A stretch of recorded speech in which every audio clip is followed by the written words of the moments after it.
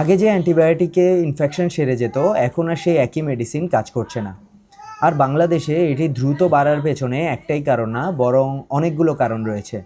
খুব সহজ করে বললে, অ্যান্টিবায়োটিক রেসিস্ট্যান্স যখন ব্যাকটেরিয়াকে এমনভাবে বদলে যায় যে আগে যে অ্যান্টিবায়োটিক তাদের মারতে পারতো, পরে সেটা আর কাজ করে না। ওয়ার্ল্ড হেলথ অর্গানাইজেশন বলছে এটি একটি গ্লোবাল পাবলিক হেলথ থ্রেট হয়ে দাঁড়িয়েছে। তার পাশাপাশি বাংলাদেশের ন্যাশনাল এএমআর সার্ভেলেন্স রিপোর্টও বলছে যে ওভার ইউজ বা মিসইউজের কারণে অ্যান্টিবায়োটিক রেসিস্ট্যান্স অনেকটা বেড়ে গিয়েছে।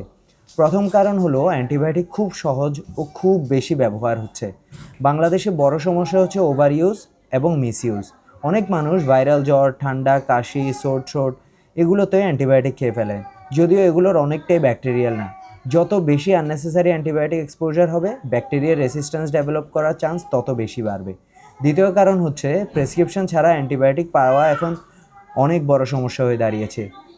ওয়ার্ল্ড হেলথ অর্গানাইজেশন বাংলাদেশের ডিজিডি এর বেসলাইন সার্ভেতে দেখা গিয়েছে 427 ফার্মেসি রিটেলারের কাছে 67.3% অ্যান্টিবায়োটিক বিষয়ে নলেজ একদমই ইনসাফিসিয়েন্ট, যেটার কারণে খুব বেশি নলেজ না থাকার কারণে খুব ইজিলি অ্যান্টিবায়োটিক তারা পেশেন্ট পার্টিকে দিয়ে দিচ্ছে, যেটার কারণে বাংলাদেশে একটি রেড লেভেল ক্যাম্পেইন করা হয়েছিল এবং মানুষ বুঝতে পারে যে অ্যান্টিবায়োটিক প্রেসক্রিপশন ছাড়া নেওয়া উচিত না। তৃতীয় কারণ হচ্ছে পুরো কোর্স শেষ না করা। অনেক রোগী 2-3 দিন খেয়ে একটু ভালো লাগলেই অ্যান্টিবায়োটিক বন্ধ করে দেন। আবার কেউ ডোজ মিস করেন, কেউ নিজের ইচ্ছায় ড্রাগ চেঞ্জ করেন। এতে সব ব্যাকটেরিয়া মরে না, বরং যেগুলো বেশি রেজিস্ট্যান্স সেগুলোও বেঁচে যাওয়ার সুযোগ থাকে।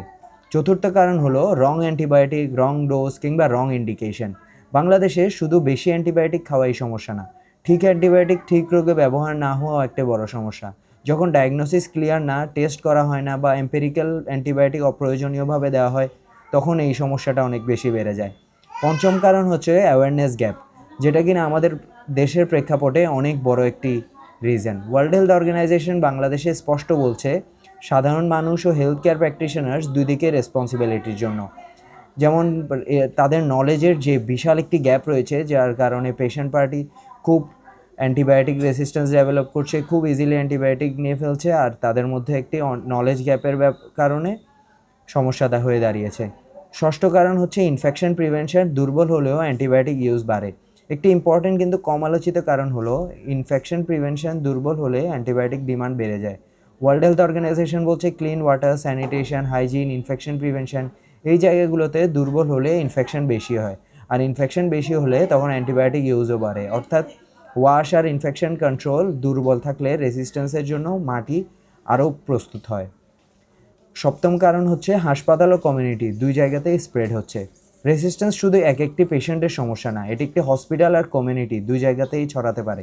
বাংলাদেশে বহু বছর ধরে ন্যাশনাল এএমআর সার্ভিলেন্সে দেখা যাচ্ছে, নেশন ওয়াইড মনিটরিংয়েও যেটা দেখা যাচ্ছে সেটা হচ্ছে হসপিটাল এবং কমিউনিটি বেসডে রেসিস্ট্যান্স অনেকটা বেশি বেড়ে যাচ্ছে। অষ্টম কারণ হচ্ছে লাইভস্টক, পোলট্রি, অ্যাকোয়াকালচারে অ্যান্টিবায়োটিক ইউজে ভূমিকা রাখছে।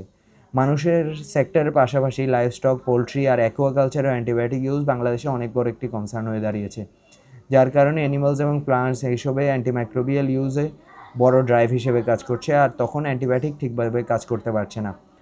নাইন্থ কারণ আমি যদি বলি সেটা হচ্ছে আইন আছে, এনফোর্সমেন্ট সবসময় যথেষ্ট স্ট্রং না। অ্যান্টিবায়োটিকের বিষয়ে অনেকগুলো আইন আছে, বাংলাদেশের পলিসি লেভেলে যারা কাজ করেছে তারা রেড লেভেল, তারপর ন্যাশনাল অ্যাকশন প্যানেল, এরকম সার্ভেলেন্সের অনেক কিছুই রয়েছে, কিন্তু ওয়ার্ল্ড হেলথ অর্গানাইজেশন নিজেই বলছে যে রেলেভেন্ট লেজিসলেশনের ল্যাক অফ এনফোর্সমেন্ট এএমআর বাড়ার বড় কারণগুলোর একটি। অর্থাৎ পলিসি থাকা আর বাস্তবে কনসিস্টেন্টলি মানা এই দুটো একই জিনিস না।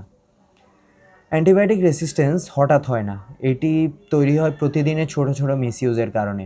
বাংলাদেশের প্রেক্ষাপটে যদি বলি, অ্যান্টিবায়োটিক রেসিস্ট্যান্স বাড়লে কমন ইনফেকশনও ট্রিট করা কঠিন হয়ে যায়। ওয়ার্ল্ড হেলথ অর্গানাইজেশনও সেম কথা বলছে, সিভিয়ার ইলনেস, ডিসেবিলিটি, ডেথ পর্যন্ত চলে যেতে পারে অ্যান্টিবায়োটিক রেসিস্ট্যান্সের কারণে। কারণ তাদের তো ওষুধ কাজ করছে না, তারা কীভাবে ট্রিটেড হবে। সো ক্লিনিক্যাল প্র্যাকটিসে আমাদের খুব বেশি জরুরি ভালোভাবে অ্যান্টিবায়োটিক দেওয়া, অ্যান্টিবায়োটিক রেসিস্ট্যান্স থেকে প্রিভেন্ট করা, আর কমন রিজনে কখনোই অ্যান্টিবায়োটিক যেন না দেওয়া হয়।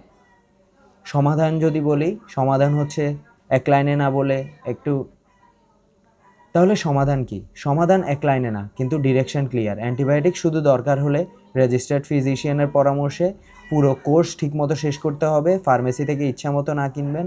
ইনফেকশন প্রিভেনশনস, হাইজিন, ভ্যাকসিনেশন, ডায়াগনোসিস স্টিওয়ার্ডশিপ, সব জিনিস একসাথে ইমপ্রুভ করতে হবে। ওয়ার্ল্ড হেলথ অর্গানাইজেশন এএমআর মোকাবেলায় স্টিওয়ার্ডশিপকে সবচেয়ে কস্ট ইফেক্টিভ ইন্টারভেনশনগুলোর একটি বলছে। মনে রাখবেন, বাংলাদেশে অ্যান্টিবায়োটিক রেজিস্ট্যান্স দ্রুত বাড়ছে, কারণ ব্যাকটেরিয়া খুব স্মার্ট বলে না, বরং আমরা অ্যান্টিবায়োটিককে অনেক সময় ভুলভাবে বেশি আর অযথা ব্যবহার করছি। সো অ্যান্টিবায়োটিক ভালোভাবে ব্যবহার করবেন, সুস্থ থাকবেন। ধন্যবাদ।